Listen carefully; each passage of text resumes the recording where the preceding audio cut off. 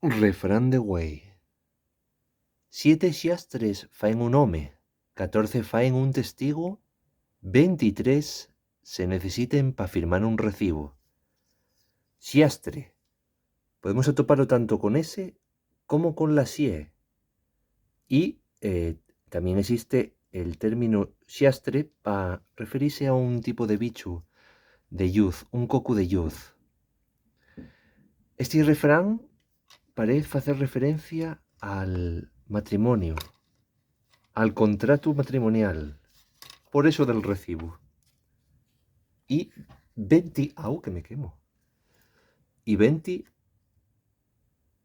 en castellano, pero 20 y 23 en asturiano. ¿Qué te parece el refrán de güey? Que meme.